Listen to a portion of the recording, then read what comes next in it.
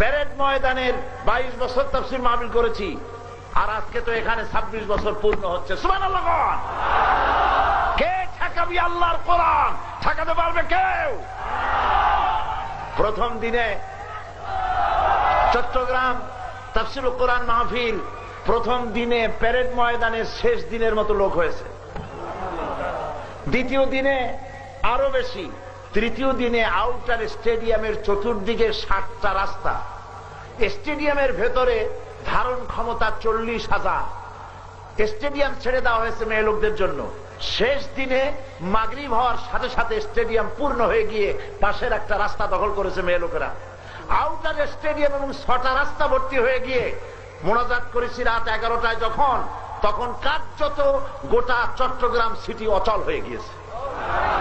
স্থানীয় পত্রিকা লিখেছে 12 থেকে 15 লক্ষ লোকের সমাবেশ হয়েছে। প্রথম দিনে 7 জন, দ্বিতীয় দিনে 9 জন, তৃতীয় দিনে মোনাজাতের আগে 23 জন, মোট 40 জন হিন্দু সপরিবার ইসলাম কবুল করেছেন।